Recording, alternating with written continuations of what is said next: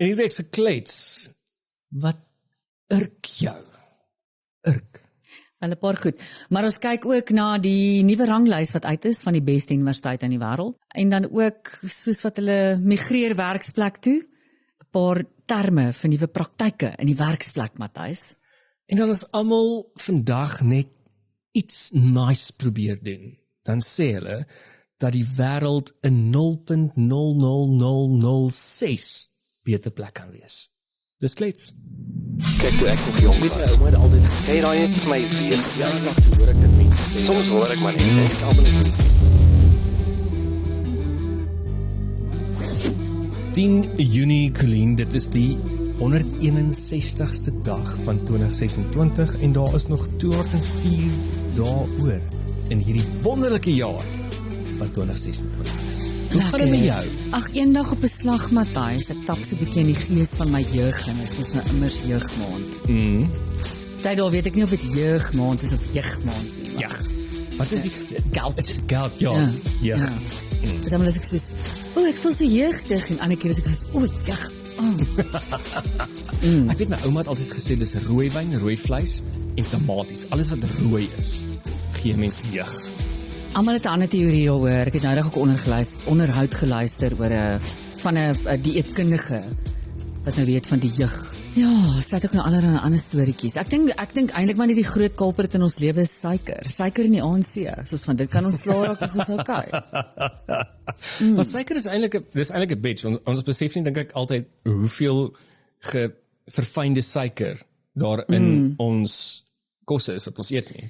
Kyk, om suur te wees is een ding, Matthys, maar as die suur begin gis, dan het jy baie ander kak. En dis wat die suiker doen. Ja, dis so ek het verstaan. As jy suiker inneem, word dit eintlik suur in jou liggaam. Ek dink is weer tyd dat ons dalk met Anay chat. Ja, not a bad idea. Ja, Sy het goeie idees. Ons in-house dietitian. En sy het nog nooit vir my gesê ek moet op 'n wyn drink nie, so Anay is 'n legend in my oë. Wel, terwyl ons dan so op wyn is, paar dinge wat gebeur het op 10 Junie in die geskiedenis. In 1935 is Alcoholics Anonymous gestig in Ohio deur Bill Wilson en Dr. Robert Smith, twee herstellende alkoholiste of alkoholiste wat probeer ophou drink het. En hulle het nou Alcoholics Anonymous gestig en ook die 12-stap rehabilitasieplan wat uiteindelik Jy sien, dis wel my verloor. 12 stappe klink vir my baie. Hulle moes gegaan het met so 'n 3-stap plan. Dan het hulle my dalk gehad. immediate gratification match. Gee my 3 stappe, maar 12 stappe. Okay, maar kom ons kyk hoe goed doen ek en jy teenoor die 12 stappe. Okay. Hier is die 12 stappe. Volgens Alcoholics Anonymous. Kom ons vat 'n stukkie cheers. Cheers op 12 stappe. So nommer 1 van die 12 stappe is ons erken dat ons magteloos teenoor alkohol staan en dat ons lewens onbeheerbaar geword het. So Colleen, voel jou lewe vir jou onbeheerbaar en voel jy magteloos teenoor alkohol? Matthys, my lewe voel meeste tyd vir my onbeheerbaar, maar alkohol maak dit vir my 'n bietjie meer beheerbaar. Ek dink dit was Yskrieger wat gesê het dat 'n mens is alleenlik Die lewe is alleenlik draaglik as 'n mens 'n klein bietjie dronk is. En sekere mense Draaglik. is meer draaglik as 'n mens 'n bietjie dronk is. En ek dink meer mense raak ook draagbaar of draaglik as gevolg van dragtig, ja, as gevolg van drank. Die tweede een is ons het tot die geloof gekom dat 'n mag groter as onsself ons na gesondheid kan herstel.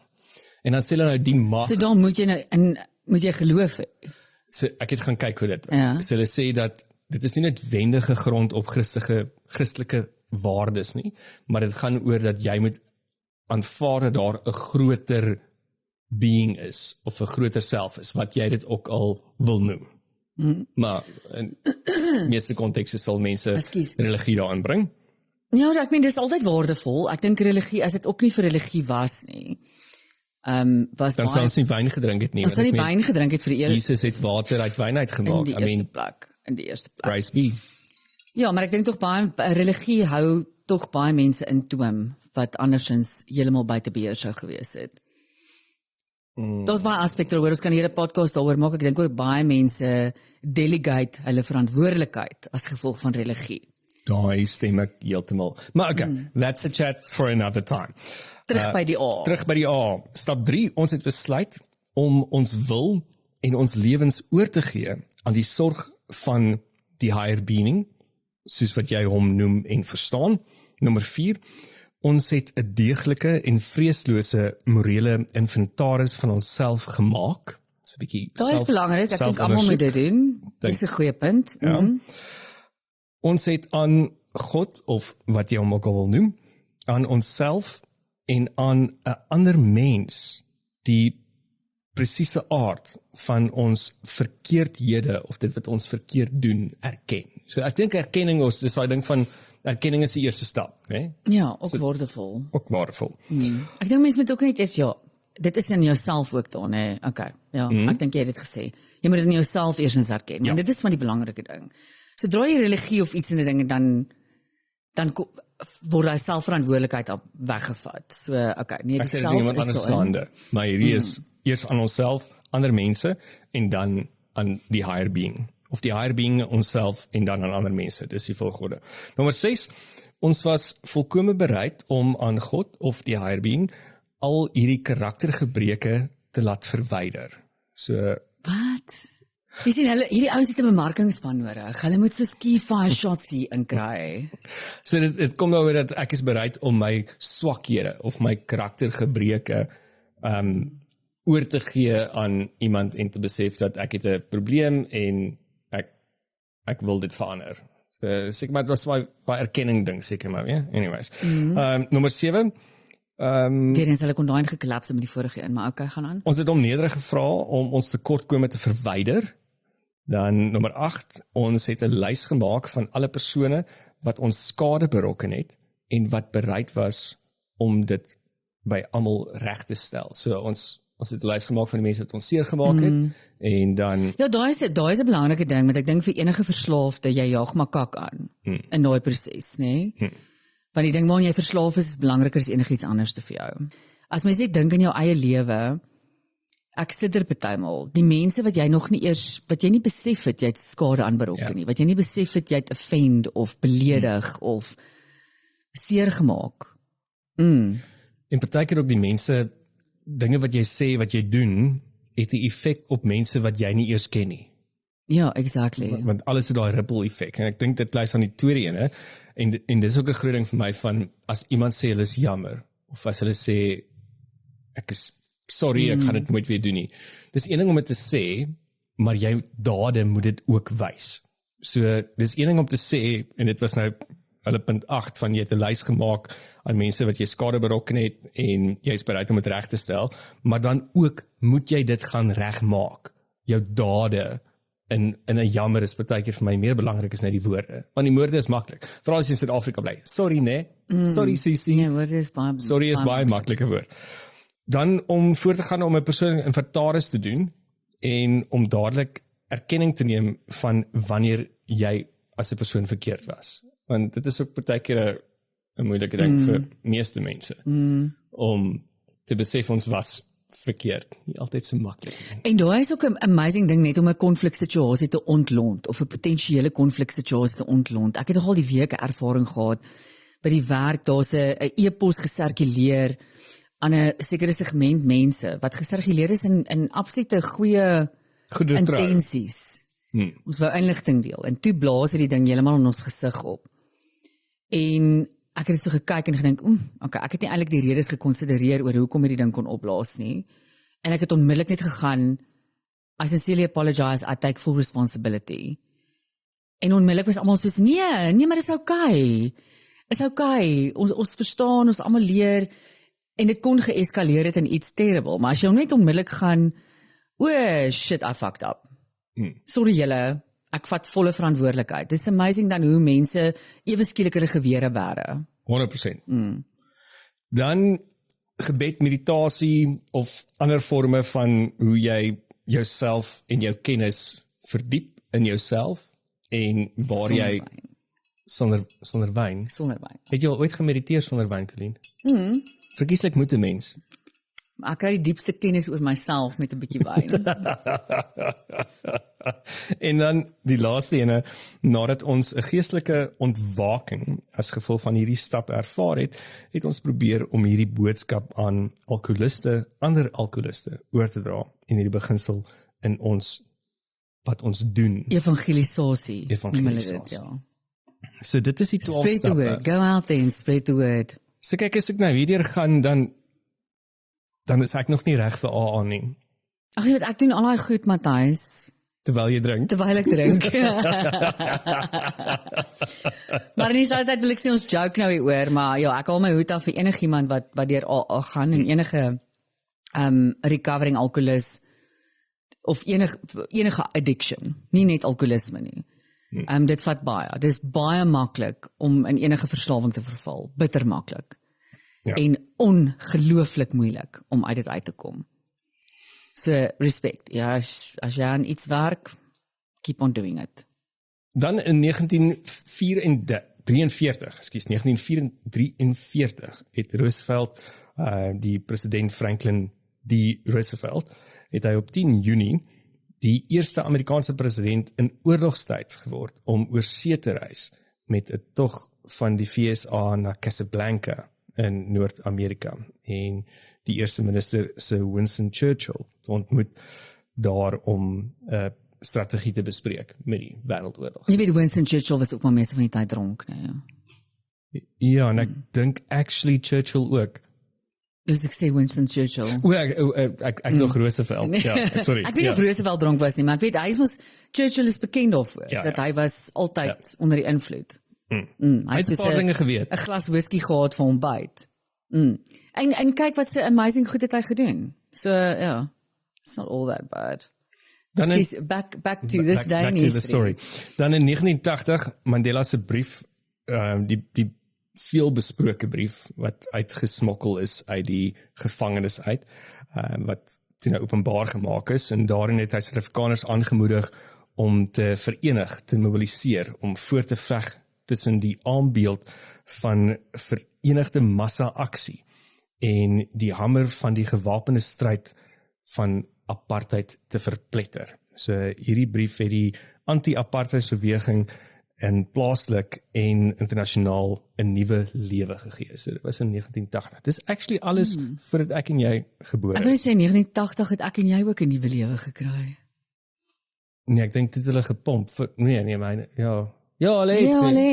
Ons is geconceive in 80. Gaan geconceive in die 80s, ja. Hulle is nou byvoorbeeld ons ouers.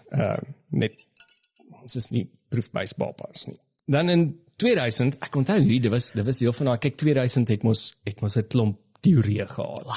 Y2K, vliegtye wat gaan ophou vlieg, jou microwave wat gaan ontplof. Ek kan nie onthou wat se kak daar alles was nie, maar daar was 'n groot hoeveelheid stories. Die Londense Millennium Brug is gesluit as gevolg van 'n gevaarlike swaai. Ek weet nie of jy dit kan onthou nie. 'n Gevaarlike Swaai. So daai brug het begin swaai as gevolg dit word ons gebou om 'n klein bietjie maar toe as gevolg van 'n klomp mense wat daar oorgeloop het en was hulle dik? Ek kan nie onthou of mense in 2000 dik was nie. Ek vermoed maar so. Maar dit was nou 'n ding wat hulle hom vir 'n redelike tyd gesluit is, en hy is eers actually in 2002 oopgemaak. 2 jaar was hy gesluit, dat ingenieurs kon navorsing doen om te kyk hoe gevaarlik is dit, hoe kan hulle sekere dinge aanpas en verander. So dit het ook gebeur op 10 Ja, want Julie. verkieslik as jy 'n brug bou, moet hy mense kan vat. Mense moet oor hom kan gaan of karre of whatever hy voor design is. Dit is kind of die Ek lees dit in die week, het jy geweet dat Suid-Afrika is nou die vetste land in Afrika. Ek is nie verstom of verbaas nie. So die grootste vlaag pandemie van obesity in die hele Afrika. In die hele Afrika, In die hele Afrika. wel, Ons het daai nie gewen. is 'n sekere gedeelte van die steekproef is ek gedoen in die parlement. Moet wees.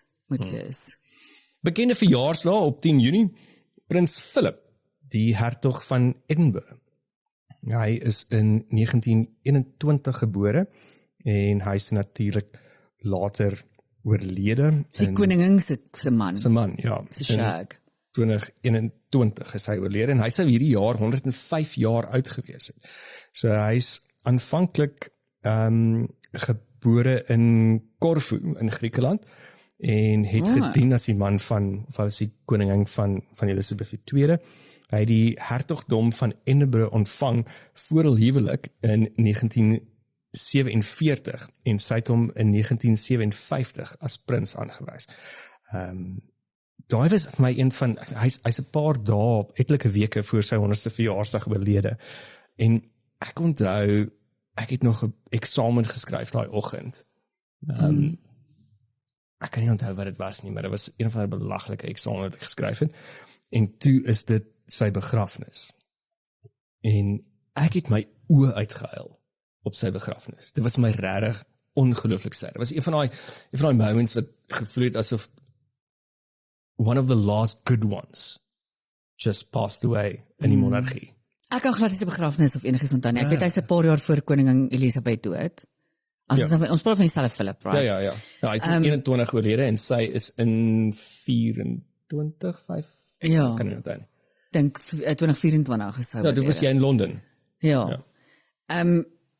Ja, maar wat ek gelike het van hom is, hy was 'n kakmaker. Hy het homself aan min gesteer, hy het oral op hulle eiendomme rondgejaag met sy Land Rover en sy jaggeweer en sy honde, en gedoen net wat hy wou. En ek weet op 'n stadium, net voor sy dood het hy, of net voor hy regtig siek geword het en toe nou eventually oorlede is, moes hulle op 'n forceful manier sy landie van hom af wegvat, dis al die karre se sleutels wegsteek, sodat hy nêrens, en dis 'n ding van ou mense en ou mans veral. Ek onthou nogal vir my stiefpa oorlede, dit was vir my grootste ding, het ons die kar weggevat het.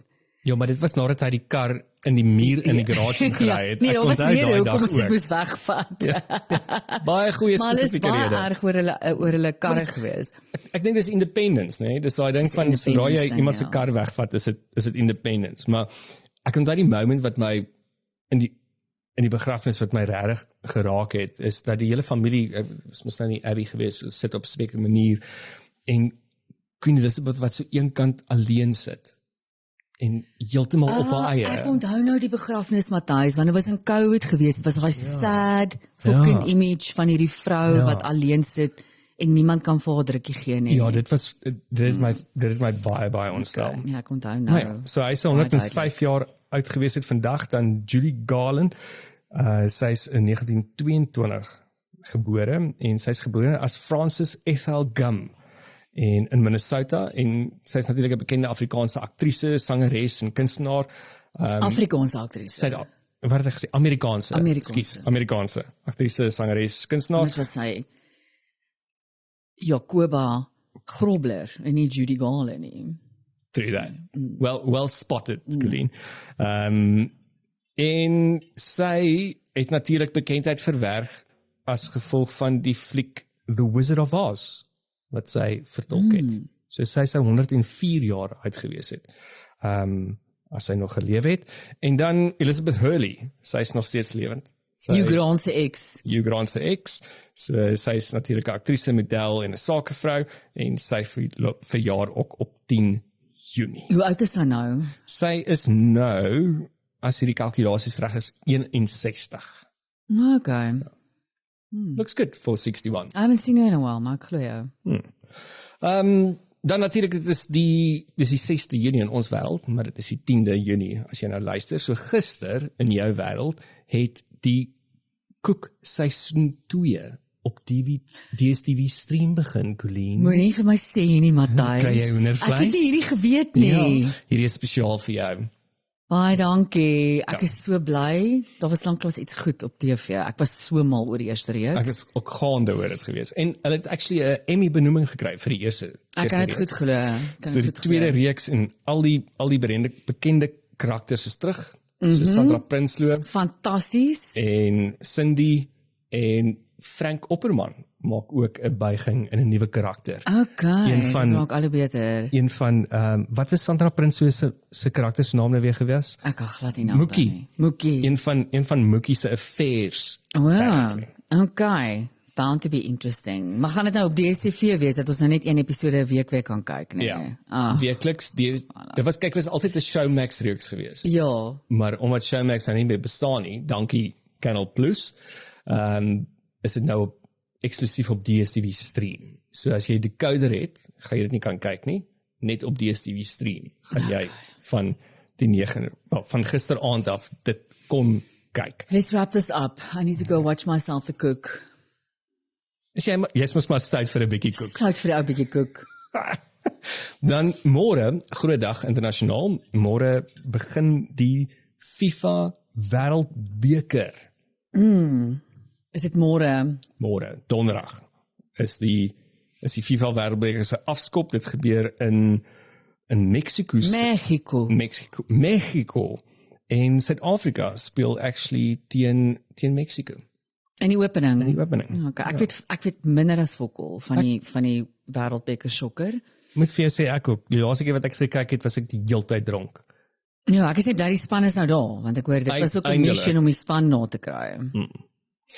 So, wil jy 'n paar interessante goeders oor die Wêreldbeker? Ag, Matthys, miskien hoek dit my. Gooi. Okay, so dit vind plaas van die 11de Junie tot die 19de Julie 2026. Dit sal die 23ste toernooi wees en die eerste keer dat die Wêreldbeker deur 3 nasies aangebied word. O ja, en dit is Mexico, die VS en Canada, In Canada, right? exactly. 48 spanne sal aan die toernooi deelneem. Hulle word verdeel in 12 groepe en die bekende eindstryd word gespeel in New Jersey op die 19de Julie. En ek onthou Trump het op 'n stadium ook allerlei uitlatings gemaak oor die belaglikheid van die kaartjies. Ek weet dit is iets Ja, ek het ook net gehoor, ek het gehoor van mense wat daar bly, veral in Canada, wat hulle sê hulle kan letterlik nie gaan kyk nie. Maar dit is maar so met enige wêreldbeker, Matthys. En ek dink 'n ander ding ook wat ek ook gelees het teenoor die vorige ene wat in Qatar was, is dat ek meen as jy nou dink om te gaan travel van Mexico af na Canada toe om die volgende, ek weet dit is moerse distances wat jy moet travel. So dit is oor die algemeen vir 'n verbruiker glo een van die duurste World Cup sokker, so omdat alles nie net in een land gebeur en 'n paar plekke uitmekaar uit nie. So soos ek gesê het, Mexico open die toernooi en een van die gasheere teen Suid-Afrika op 11 Junie en dit gebeur in Mexico City en dan die toernooi word altesaam in 16 stede aangebied, waarvan 11 van Amerika is, 3 in Mexico en 2 in Canada. Wat ek hou daarvan is dit maak dit meer accessible vir 'n groter groep mense. Alhoewel ek sê nou accessible, die mense in daai stede gaan probably nie die kaartjies kan bekostig nie. Dit was maar soos die Wêreldbeker hier was, Matthys. Die enigste mense wat regtig kon gaan kyk is mense wat kaartjies gekry het deur corporate clients of so aan. Dis nie mense wat gaan kaartjies by CompuTicket koop het nie. So ek dink is daar maar dieselfde, maar dit is nice dat dit 'n bietjie meer mense exposure gee tot die Wêreldbeker. Daar word op geraam van die rekord gehore of televisiekykers reg oor die wêreld. Hulle sê dat daar's 'n TV-gehoor van 5.5 miljard met meer as 2000 uitsendings word beplan. So hulle vermoed dat dit ook die meeste mense is in die geskiedenis van die sokker wêreldbeker wat dit gaan kyk op televisie. Ja, wel dit is die grootste sport in die wêreld. Grootste mense wat deelneem aan die sport, grootste mense wat die sport ondersteun en wat dit volg is sokker. En ek dink as ek reg het, ek iewers gelees dat ons hierdie jaar is ook die meeste Afrika lande wat deelneem in die wêreldbeker, want hulle het van die strukture of iets is dit verander. Maar ja, dit is 'n paar interessante stats. As jy hou van sokker, dan gaan jy van môre af baie gelukkig wees. So verlede week het ons hulle gewys van die renosters, ons weekend breakaway. Toe ons gaan kyk het hoe 'n renoster ma en kalfie gedaard is en daar sensors in die ma se neus ingeplant het. Maar ons het ook 'n draai gaan maak en 'n onderhoud gedoen, of jy het eintlik gepraat met Gavin Sturley, die wildreservaatbestuurder van Dinokeng Noord. Gedurende ons party die aand. Ons was nog nigter op daai stadium. Relatief. Kom ons kyk.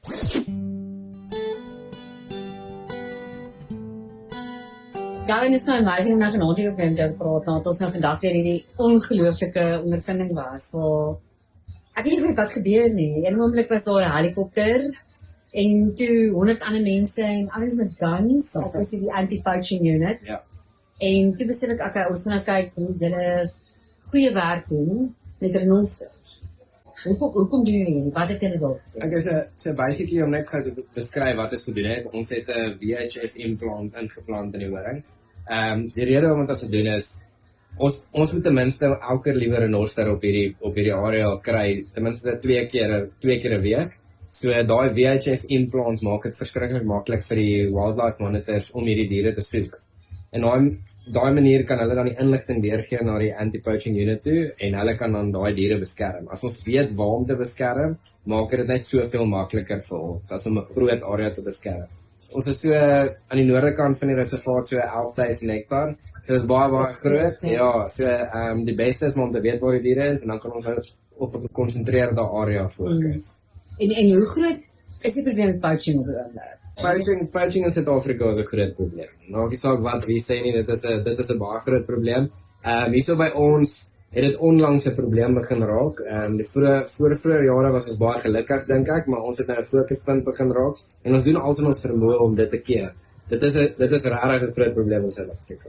Hoor jy nou die detail agter wat vandag gebeur het? Vat my deur hierdie hele proses. Ja, so basically ons het die ma eers gepyl en die daar het gewerk, maar dit het nie so goed gewerk soos wat ons hoop het. So elke dier reageer maar soos wat 'n mens reageer verskillende medisyne. So is dit vir hulle presies dieselfde. So sy het nie so great gereageer nie, maar ons kon nog gekry dat sy stil staan. Ons het toe die baba gedaar dood. Die baba het in 'n verskillende rigting gehardloop, ons moes haar toe laai en terugbring na die ma toe. En toe het ons vir die ma net 'n top-up daar gegee.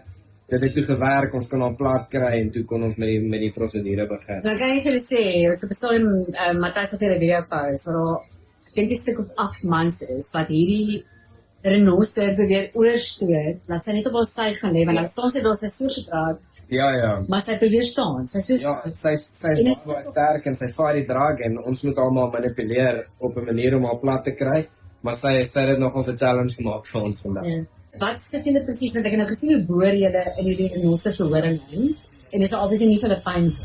Nee, so dit is maar as dit gekompakteerde hare, dis soos wanneer jy 'n naal sny. Solank jy nie te diep nie of in die growth plate in boor nie, dan is jy fine. So ons het ingeboor, ons het 'n VHF transmitter ingesit.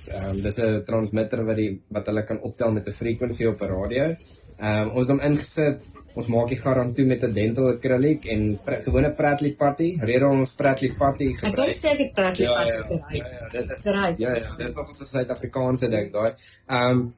Pratley putty werk mooi af. Soos die renoster shape sy horing. Soos hy ouer word, shape die horing en die Pratley putty shape ook af. Tot die implant dan uitval of uitbreek. So dit werk lekker as ons net dental acrylic insit dan sit haar, dan shape die horing maar nie die dental acrylic nie. En dan sit sy met so 'n bulge. So dis hoekom ons maar die Pratley putty bysit. En sy voel niks nie. Sy kom eventually by en sy's fine. Sy voel niks nie en na die prosedure is sy op die reverse ons en ons reverse 100%. So sy is 100% wakker direk daarna en sy kan verder haar kleintjie oppas. Okay, kom ons praat oor babatjie. Ja. So ek weet die veterinarian was nou daar op vandag aan die site en ons het 'n babatjie daar gehad en ons het beautiful foto's van 'n babatjie geneem. Wat my ook een van die dinge wat my uitgestaan het was die verskil tussen babatjie se vel, toe kan babatjie gevat het en mamma se vel. Ja. Soos mamma is 'n klip. Ja, Soos 'n kliphart, nee. Soos mamma's maar is. Ja. Stel nou en babatjie was anders. Jy kon nog voel die hoop is reg opstaan. Verskriklik baie sagter en ja. So oor die jare die dorings en die krap en die vryf gee jou daai vel, daai harde tekstuur. So dit gebeur maar oor 'n tydperk. Soos hulle ouer word. En babatjie wat ons vandag gesien het, want wat ek gehoor het is sy oor 5 maande oud. Ja, sy is 4-5 maande oud gewees.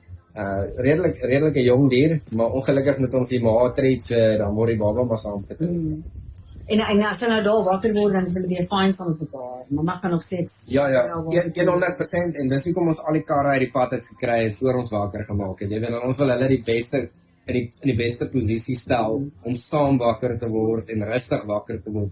Dat een nie weghardloop nie, want daai baba sal ongelukkig dit nie maak as hy haar ma verloor. Ja. En ek het gesien die jaar het baie gewerk op babatjie ook. Ek wil net vir julle sê, soos as hulle hierdie rhinos nou daar, dan hulle oë word onmiddellik toegemaak en hulle kry plaas in hulle ore. So dat hulle kan hoor nie en hulle is 'n bietjie verdoof want hulle is gedaar. Maar ek het die jaar gesien baie soos die bloed trek, bietjie toetse doen. Ja. Wat se data kry hulle dan? Ons het maar DNA data wat ons elke renoster doen. So eerstens elke renoster kry 'n ID kit. Jy sê gesien het ons uit die ore gesny het om 'n ID kit. So sy kry 'n nommer. Daai nommer word dan saam met haar DNA op 'n stelsel gesit wat 'n Suid-Afrikaanse stelsel. Jy weet al die renosters in Suid-Afrika word op daai stelsel gesit. En dit is maar net hoe ons kan goed terugtreis. As iets gepouch word, kan ons daai renoster terugtreis na ons area toe. En so kan ons die ouens wat hulle pouch 'n bietjie beter prosecute. Wat is die effek wat julle sien van dit? Obviously poaching, dit neem nie noodwendig af nie, maar dit stel ons in 'n posisie om hierdie diere baie beter te beskerm en vinniger te kan reageer en in die regte areas te kan deploy en dit so moeilik as moontlik maak vir die poachers om by ons te kom. Wie is hierdie poachers? Wie is hulle?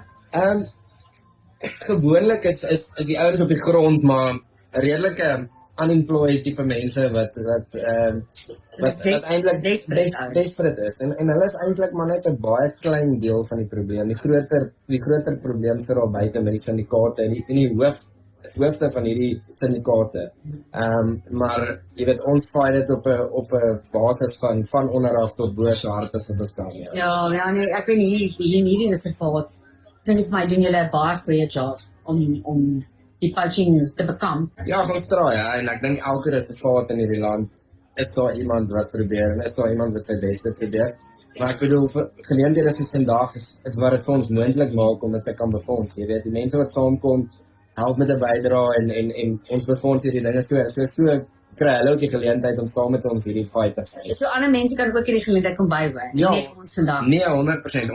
Ons doen ten minste so een keer 'n maand so observing conservation. Ons doen met observing conservation, waar jy kan betaal om hierdie by te woon en dan kan jy presies dieselfde ervaar as wat jy vandag. Ja, so wat doen mense om dit te kan bywoon? So basically kan hulle op die Dinokeng Game Reserve se webwerf gaan en hulle kan daarso die e-mails aftrek en ons net die e-mails stuur en hulle belangstelling toon en dan sal ons vir hulle die beskikbare datums stel. Op die webwerf is daar ook datums vir geleenthede en dan kan jy daar online bespreek en dan kom join jy ons vir dit.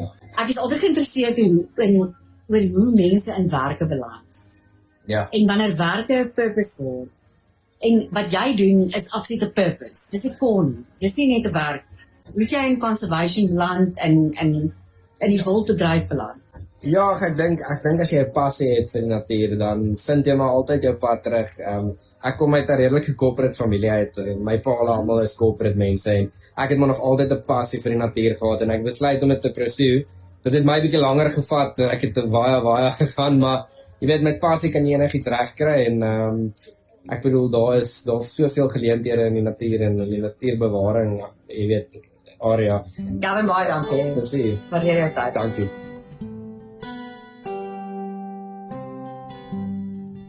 Dit was nou Gavin Sturley, die wildreservaatbestuurder by Dinokeng Noord. Het jouself mooi gehandhaaf, alhoewel jy onder die invloed was. Ek het my beste probeer, Matthys, maar met jou redigering in die agtergrond. Ek meen mens kan net fabulous wees. Colleen, wat wil jy hê?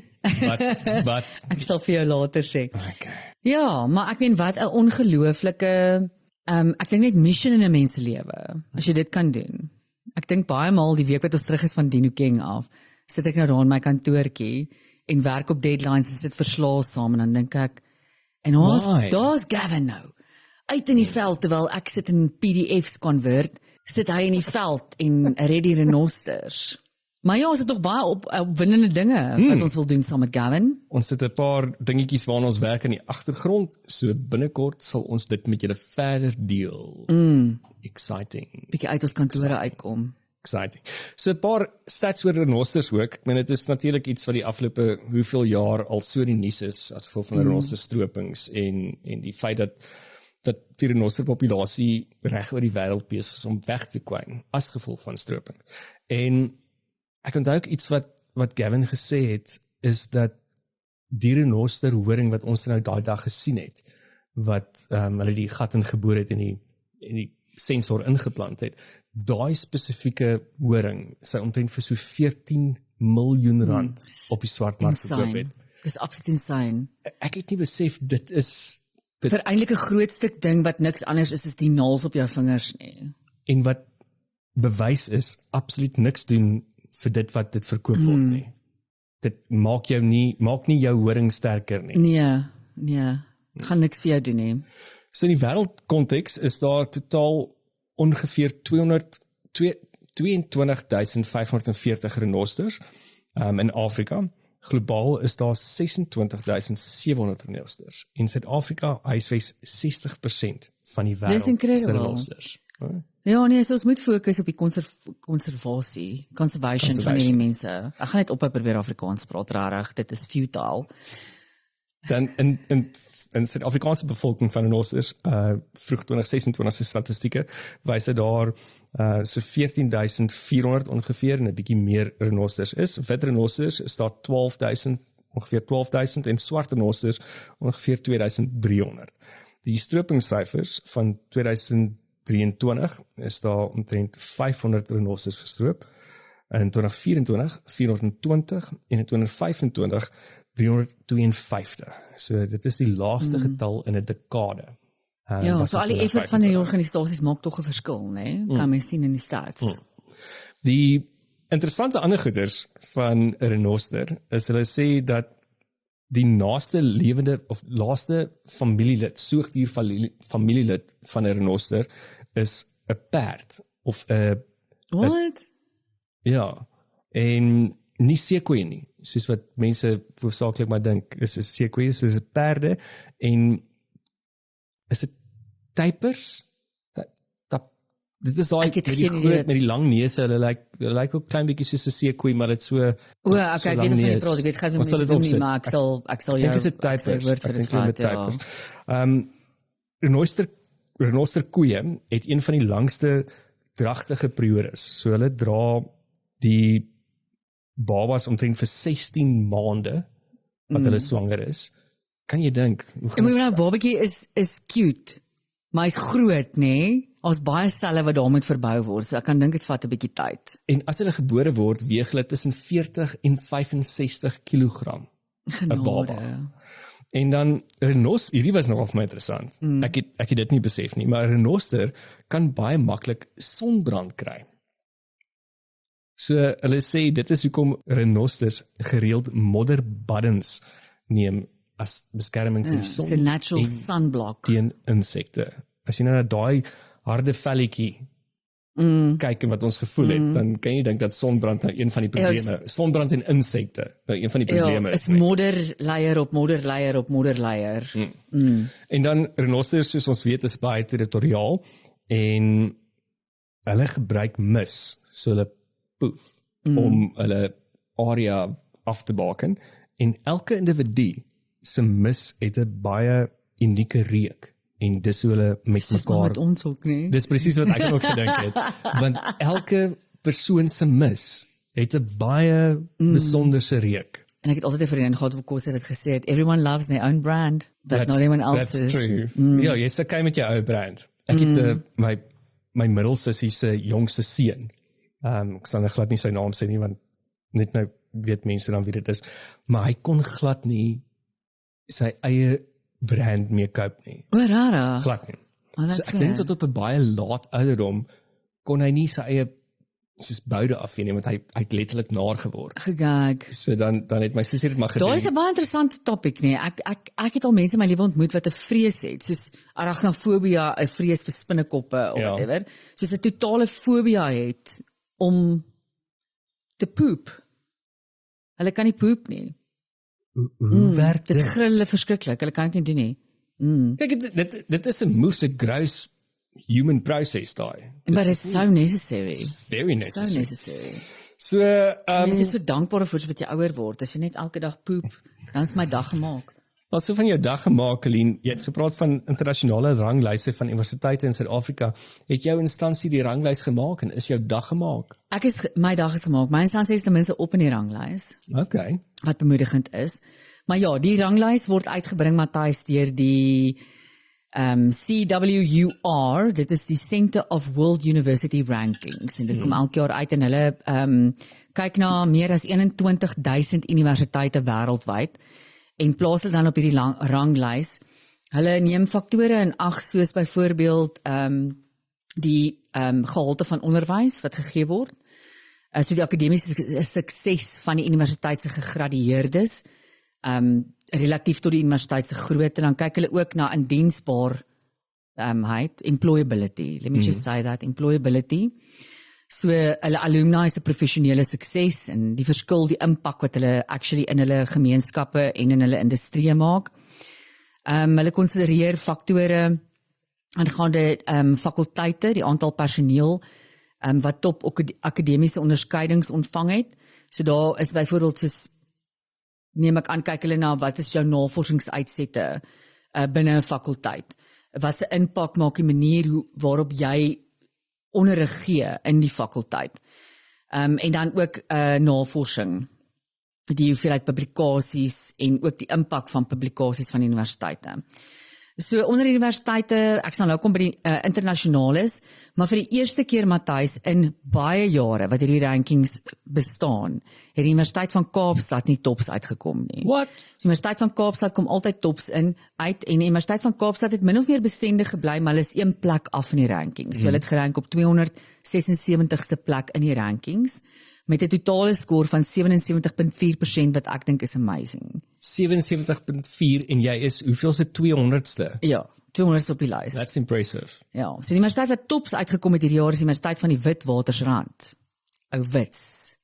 Maar wat baie impressive is hulle het 8 plekke geklim in hulle rankings. That's amazing. Ja, so hulle het 200ste gerank. Dan wat vir my nogal kommerwekkend is die hoeveelheid universiteite wat af is in rankings. Want vir my gaan dit nie regtig oor wie rank waar nie. Dit gaan vir my oor, is jy besig om te verbeter of nie?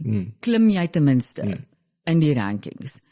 So, Universiteit van Kaapstad, soos ek gesê het, is af, maar barely. Dan die Universiteit van Stellenbosch is ook af in hulle rankings. That's also interesting. So, hulle het uitgekom op nommer 461ste plek. Universiteit van KwaZulu-Natal het nog al 'n hele paar plekke geval, met 'n goeie amper 30 plekke. Universiteit van Pretoria, ook nie met baie nie, hulle het Alma mater. Ons alma mater, ja. Dan die Universiteit van Johannesburg is op in rankings. En nogal met 'n goeie, as my wiskunde nou hier reg is, met 'n goeie 30 plekke is hulle op in die rankings. So ek dink daai Universiteit van Johannesburg is my een wat uitstaan hierdie jaar in die rankings. Hulle het regtig baie geklim. En as jy kyk na wat in die Universiteit van Johannesburg aangaan, hulle onderrig word baie meer impakvol. Hulle brei uit in areas wat regtig die studente kan bevoordeel, meer impakvolle onderwys wat daar gebeur. Universiteit van Suid-Afrika is dan ook amper 100 plekke op in die rankings. Okay, this is amazing. Ek dink die navorsing daar het baie met dit uit te waai, want Unisa is maar vernaam vir sy navorsingsuitsette. En is dit is nog die grootste afstand gebaseerde instansie in Afrika. In Afrika. Dit was altyd in die wêreld, maar nou is dit kyk in Afrika. Dit was altyd in die suidelike halfrond. Daar was die Open Distance University altyd gewees, wat die grootste is in die wêreld. Ek is nie meer seker of die Open Distance University bestaan nie. Maar nou, kyk Matthys, elke universiteit het nou sy Open Distance afdeling na COVID. Na COVID, ja. So ja, dit is maar moeilik om daar te kompeteer, maar sover ek weet is Unisa nog die grootste in Afrika. Universiteit van die Vrystaat is ook af in die rankings, ook maar net met 'n paar plekke. Universiteit van Wes-Kaapland is op in die rankings, en ek dink die Universiteit van Wes-Kaapland is daai silent but violent instansie wat ons moet dophou in hierdie land. Niemand weet baie van hulle af nie, hulle het 'n baie klein personeelskorps, hulle het nie vreeslik baie studente nie, maar hulle studentengetalle groei baie mooi, en die tipe kursusse wat hulle daar buite sit, is iets wat ons regtig moet dophou. Hulle maak 'n impak.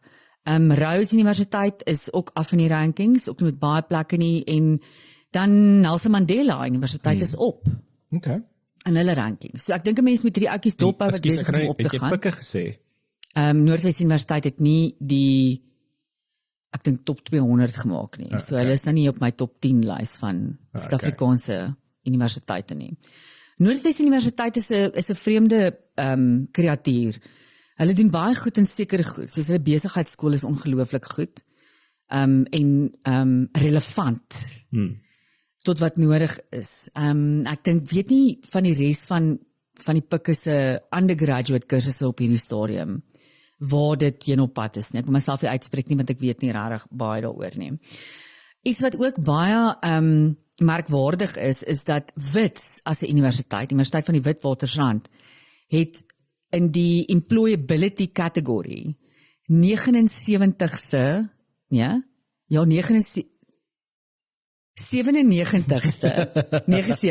97ste plek wêreldwyd behaal. Dis in die top 100 Sure. van die hele wêreld vir employability. That's quite impressive. Dan het hulle ook hulle mediese fakulteit is van die mees gesogste mediese fakulteite in die wêreld. So well done Wits vir dit. Wêreldwyd, net om 'n bietjie te kontekstualiseer, Harvard het natuurlik nommer 1 weer uitgekom, gevolg deur MIT. Wat is Harvard se persentasie? Ek het nie dit nou vir jou nie. O, okay. Ja, skus. Maar gaan Google dit julle. Vra vir Claude, wat is die persentasie? MIT, Stanford en dan Oxford. Ja, Matthys, dit is vir my baie interessant oor hoe ons doen in die tersiêre onderwysstelsel. En toe gaan lees ek 'n bietjie verder want ek is geïnteresseerd oor wat soek studente? Wat is hulle aspirasies? En watter rigtings wil hulle ingaan? Wêreldwyd as ook in Suid-Afrika. So wêreldwyd is maar die STEM rigtings, al die tegnologiese en mediese rigtings, die wetenskaplike rigtings. So ook in Suid-Afrika aspire studente tot daai rigtings. Maar bitter vir min van hulle kry toelating tot daai rigtings. Daar's nie accessibility vir ons studente binne daai rigtings nie. Dink jy dit het te doen met die kwotastelsels? Want daar's mos nog steeds 'n redelike hoeveelheid kwotastelsels in universiteite as dit kom by toelating. Ja, so die kwotastelsels en binne daai rigtings is daar net 'n beperkte hoeveelheid plekke. So besides die kwotastelsel dit het 'n invloed en dan ook net het ons 'n beperkte hoeveelheid plekke want ons het ook nie soveel resources om hierdie studente te kan train in daai rigtings. So alhoewel gesondheidswetenskappe byvoorbeeld is iets wat studente nog baie wil doen, goeters in die algehele wetenskap, goeters in wiskunde, dit wil hulle doen. Die meeste van ons studente is maar nog steeds in die besigheid en handel, kry hulle toelating en ongelukkig dan ook in die sosiale wetenskappe. En ek sê ongelukkig, nie omdat ek dit judge nie, ek dink net daar's te veel rigtings in die sosiale wetenskappe wat jy eintlik moet gaan swat as jy 'n trust van baby is. Ek meen, dit is baie interessant om 'n graad in filosofie te gaan doen. Ek sal love om 'n graad in filosofie te gaan doen, maar dit gaan nie my checker 60 betaal nie. So jy kan nie dit doen nie en ongelukkig is dit waar ons meeste studente dan toelating kry. Dan ook die regte. Ek meen Matthys, die regte wat so gesaturate is in Suid-Afrika op die oomblik. Daar is meer prokureurs as wat daar polisiemanne is. So dit is regtig 'n totally, maar tog is dit nog steeds gewild. Jy gaan kyk na enige, dis nou graduation season. Gaan kyk na enige universiteit se gradeplegtigheid seremonies en jy gaan sien die regte neem so 'n groot deel van daai seremonies op. Dit in bemarking. Ja, en dan as mens kyk Matthys na 'n ander faktor, die vraag versus aanbod kwessie. Van okay, ons het al hierdie mense wat wil gaan swat, maar ons kan hulle nie akkommodeer nie. So toe kom ek op wat hulle noem die bruto inskrywingsverhouding in die wêreld wat hulle meet. So hoeveel mense wil inskryf en hoeveel mense skryf actually in. So wêreldwyd staan daardie syfer tans op 43% van mense wat aspire om iets in tersiêre onderrig, formele tersiêre onderrig te pursue versus en die wat actually enroll. 43% van hulle enroll. So dis eintlik nie bad nie. Aan die boonste kant hiervan is Griekeland. Oh, interesting. Ja, en dit is so serendipitous actually as jy dink dit is waar die hele konsep van 'n universiteit ontstaan het. So op hierdie stadium, hulle syfers staan op 166. So dit klink 'n bietjie weird, maar dit is omdat hulle in hierdie ene ook agneem hulle volwasse studente wat die eerste keer enroll in universiteit. Ja, so hulle definitief aan die onderkant daarvan is Tanzanië met net 5.4% van mense wat kan of wil gaan swat wat actually gaan swat in Tanzanië. So daai is 'n bietjie en dan 'n laaste interessante ding wat my nogal ook wat vir my kommerwekkend is. As 'n mens kyk na gevorderde nasies soos Switserland, Denemarke, Singapore, Israel, hulle presteer beduidend beter op hierdie getal van toeganklikheid tot universiteit en actually conversion om hulle te maak. Waar Afrika het op hierdie stadium ongeveer 1300 geakkrediteerde universiteite. Vir 'n bevolking van meer as 1.4 miljard mense. Ja. So om dit in perspektief te sit, daar is omtrent 1 universiteit per miljoen mense in Afrika. So sê wat jy wil van tersiêre onderrig. Of dit nog relevant gaan bly oor die volgende paar jaar of nie. Ek dink in ons konteks as ons kyk na Suid-Afrika, jong mense wil nog gaan swat. Hulle het nog hierdie geloof in dat 'n graad gaan vir hulle 'n beter werk kry, of hierdie aspirasie dat ek is die eerste persoon wat 'n graad in my familie gaan kry. Dit is nog steeds vir hulle baie belangrik. Maar Matthys, ek dink ons kelder hulle op die vlak van dis nie toeganklik vir hulle nie. Daar's nie genoeg universiteite nie. En by toeganklik, julle bedoel ek nie ons moet dit verniet maak nie. Daai is bullshit. Dit moenie verniet wees nie. Jy moet nog iets gaan doen vir jou tersiêre onderrig. Ek dink net ons moet meer instansies create vir hulle. Daar moet meer geleenthede vir hulle wees. En ons slaag raak van mense wat as ons die geleenthede gebruik wat dit kort week. Mense kyk nou byvoorbeeld na die NSFAS.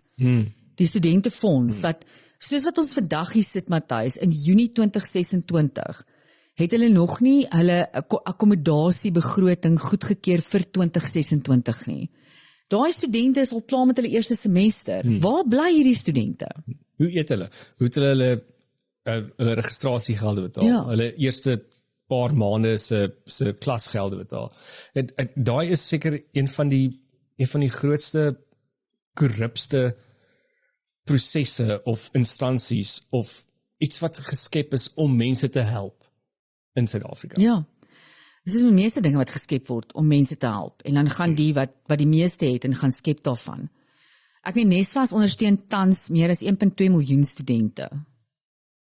Dis eintlik dis eintlik min. Is eintlik min. If you think about it. Tussen 2015 en 2017 het NSFAS byna 3.9 miljoen studente gehelp. So dit kan werk, dit kan so 'n moerse verskil maak. As die skelms net hulle handjies daar wil uithou. Maar so ook, ek dink ook hierdie NSFAS studente moet iets teruggee vir hulle NSFAS geldjie. Ek voel baie sterk daaroor, Matthys. Jy kan nie net, ewen ek en jy, wie se ouers eider volledig of gedeeltelik betaal het vir ons universiteit. Ons moes iets vir hulle terugdoen. Ek moes as ek 'n vak dryf, moes ek hom terugbetaal. Byvoorbeeld, ek moes 'n ekstra werkie kry want daar's nie vir my sakgeld gegee nie wat ons betaal vir jou onderrig. Maar ja, ek dink dit is die grootste probleem en om af te sluit op hierdie punt, Matthys, ek dink die ander huge probleem. En van die grootste struikelblokke om hierdie ouens in die universiteit te kry, kom neer op die gehalte van ons primêre en sekondêre onderrig. Ek en jy praat baie daaroor primêre onderrig in Suid-Afrika, dis die fondasie, dis die boustene en dis daar waar die tekkie die tee slaan en waar ons, dink ek persoonlik, die grootste gapings het. Ek meen, ek is nie in education nie, jy is. Jy sien die mense deur die prosesse gaan, maar daai is vir my skrikwekkend. En ek weet nie, het ons unieke probleme met ons kwaliteit van daai vlak van onderrig is regtig baie swak vir die massas. As jy nie kan bekostig om in 'n suburban school te wees of 'n privaat skool nie, is jy nou maar uitgelewer. Maar is ook 'n wêreldwye probleem. Ek het net hierdie week 'n artikel gelees wat navorsing wat gedoen is aan die Universiteit van Berkeley in Kalifornië. Wat hulle sê dat die universiteit in Amerika klaar so. Wat hulle sê die meerderheid van eerstejaars studente in STEM areas, wat STEM areas kom swat, kan nie basic calculus, hulle kan nie basic wiskunde doen nie. So never mind eerstejaar calculus. Dis vir hulle uit, hulle kan dit nie doen nie. En daai is 'n eerste wêreldse land. So dan begin mense dink ek ander vrae vra. Ek wonder baie keer of universiteite regtig mense vir die beroep voorberei. Ek dink daar's nog steeds 'n groot gap en ons sien baie van hierdie gap skole oopmaak. Wat jy nou 'n gap jaar kan vat en jy gaan doen 'n gestruktureerde gap jaar. Veral vir die massas van die bevolking wat matriek slaag. Om eers so iets te gaan doen.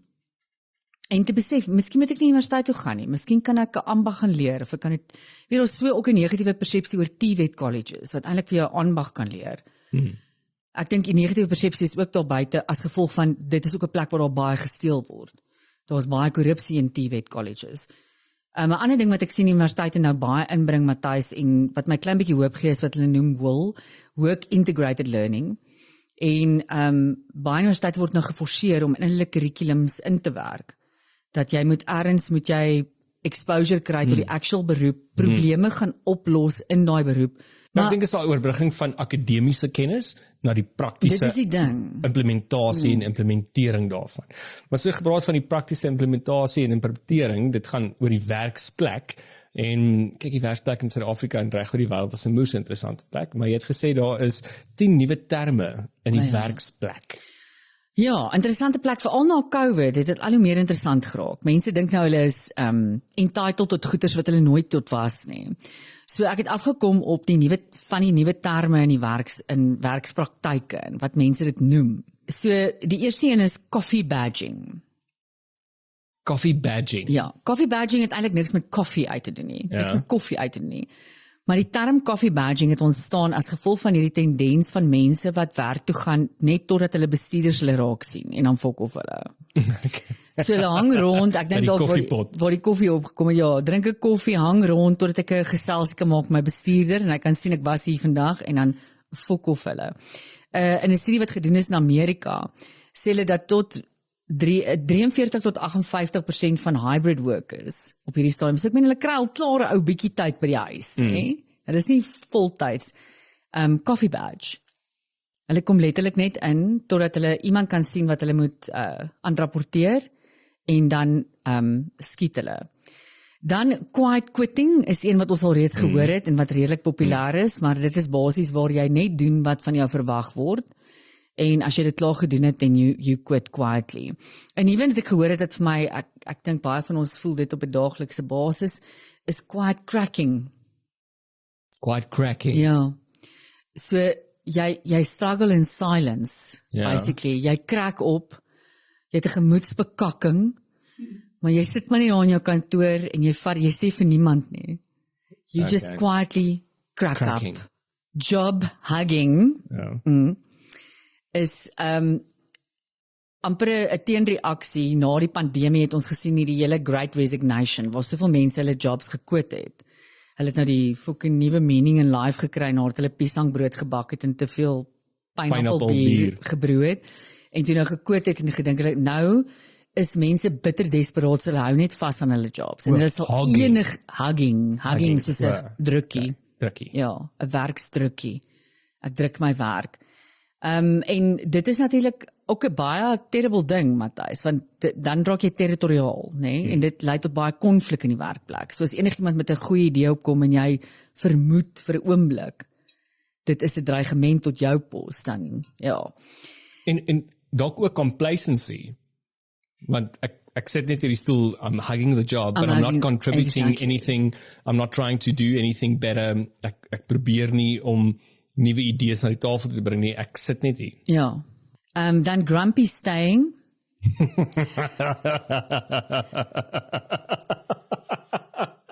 is basically dieselfde as job hugging. Behalwe dat jy maak dit baie duidelik aan almal dat jy bitter ongelukkig is hier. Maar ek gaan nie fok of nie, maar ek gaan nie fok of nie, maar ek haat dit om hier te werk. Rage applying is wanneer nou dat jy daar, ek dink 90% van tellers by winkels is so. Nou, hulle haat dit actually, maar dit is nou maar daar. They grumpy staying. Hulle maak dit baie duidelik vir jou dat jy pla hulle eintlik 'n klein bietjie. Ek is bedonderd maar ek bly. Daai is Afrikaanse term, 'n bedonderde blyer. Daai is mooi cool. Dan rage applying is basically waar jy het nou 'n gesprek met jou lynbestuurder gehad en dit was nou nie baie positief nie en jy loop daar uit en jy's befok. En dan gaan sit jy op LinkedIn en dan sien jy jou CV vir 200 companies. But you're only applying. Dan die volgende level van rage applying is dan rage quitting. So anders as gewone quitting net, is wanneer jy 'n nuwe job kry en dan basyn jy dit uit. Verstaan jy kom met 'n mikrofoon by die werk aan en jy sê net vir almal jy fok of nou en jy kan dit nie genoeg sê dat jy 'n beter job gekry het nie. Maar dit is dan hybrid creep. So wat dit basies is obviously na COVID het baie companies die hybrid work model aangewend. So dan kom jy, ons het begin by jy gaan 2 dae 'n week kantoor toe. Party companies het ewen begin met 1 dag 'n week moet jy ingaan. En die scheduling meetings en so geleidelik het hulle dit begin extend. So wat ons nou is ons dalk 1 dag 'n week by die huis. Ja. Hybrid creeping. Career cushioning. Gaan alles oor building professional safety nets while still employed. Dis nie slaap met jou baas daai nie. Nee. Dis 'n ander kussing. Ja, jy netwerk heeltyd, jy's heeltyd op soek na nuwe dinge, maar jy is nog bietjie sletterig. Jy's bietjie sletterig. Ja, dis basically career cushioning. Dit involve kussing, so Ergens is daar bedhok seker maar betrokke. En dan die laaste een is polyworking, wat ek dink ons almal doen op die stadium. Jy moet. Polyworking is maar net, jy het meer as een income stream, want in Squirrel se economy, kan ons dit nie vermy nie. En kan ek net weer eens tyd, Matthys, dat ons mooi gaan kyk na die Brent olieprys. En almal wat nou so up in arms is, oor die oorlog in die Midde-Ooste, wat nou hierdie vir ons veroorsaak. Die Brent olieprys is geensins hoër as wat hy 'n paar jaar terug was nie. Hy was al hoër as hierdie. Hierdie is 'n hele normale verskynsel. Dit is ons regering wat ons oorfok. En dis die laaste ding wat ek nou wil sê op hierdie podcast. Wat nou ontstel, ek dink nou random nie daaraan, ek weet dis nie op jou skrip nie, nee. Ons het 'n skrip. Weet jy probeer. Ons het jy aan die begin gehad. Jy probeer daar iets met 'n skrip. Nee, ek probeer regtig hard, ja. Ons het nou die laaste paar weke hierdie verskriklike tendens gesien van betogings rondom foreigners wat in Suid-Afrika werk. En ons baie van hulle. Ek dink ons het laasweek vir mekaar gesê 77% van Checker 60 drywers is documented foreigners. En wat vir my so ongelooflik ontstellend is hoe upset mense is oor illegal foreigners. En ek wens net vir 'n oomblik kan hulle daai aggressie, wraak na ons regering toe draai en nie na illegal foreigners of foreigners in general nie. Dit was fucking random, maar ek moes dit net uitkry. Was dit iets wat jou irk, Colleen? Dit my so geïrk nou. My so Ek het gewag vir die moment. Ek het wou jy my irk? Nee, ek het nou reg toevallig iets raak gelees oor die woord irk. So met iemand Dit is 'n baie mooi woord. Dis 'n mooi woord, né? Dis 'n mooi woord. So die betekenis van irk is 'n onverfynde, ongegierde persoon met 'n tipiese oneerbare en twyfelagtige karakter. So die woord word gewoonlik neerhalend gebruik. Byvoorbeeld, hou op om soos 'n urk op te tree. So urk en doos is omtrent dieselfde. So hou op om soos 'n doos op te tree, hou op soos 'n urk op te tree. Niemand wou langs die urk sit nie. Weer eens, urk, doos. Niemand wou langs die doos sit nie. Die urk het weer moeilikheid gesoek. Moenie so urkagtig wees nie. Want hy wat Ek hou van daai ene. Jy's urkagtig. Moenie so dooslik wees nie. Almal het gekla oor die urkagtige maniere. Dis 'n lekker woord. So urk, sê hulle, is 'n vissersdorpie in Nederland. So hulle vermoed dis waar die woord urk vandaan kom. En die teorie is afgelei dat die klein afgesonderde vissersdorpie in Nederland op 'n eiland was of is, en die inwoners van Urk was histories bekend as riewe en geslote gemeenskap met eie gebruike en wantroue teenoor buitestanders. En hulle vermoed dit is waar die term vandaan kom, waar allerhande handelsreisigers mense naderhand beskryf het as urkers, of dat hulle as urkers optree, omdat hulle onbeskaaf is, omdat hulle ongiere en onsosiale, ongewenste mense was.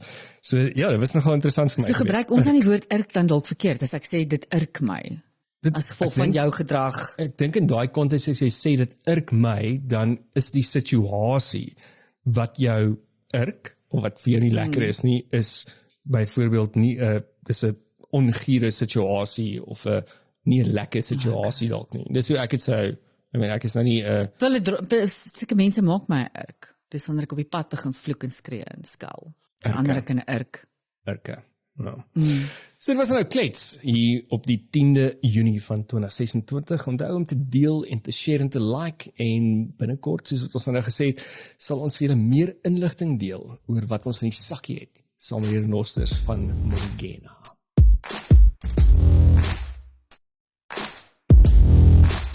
Kyk, toe ek nog jong was, my ouma het altyd gesê, raai het vir my 4 jaar lang te hoor ek dit mense. Soms hoor ek maar net, ek almal nie.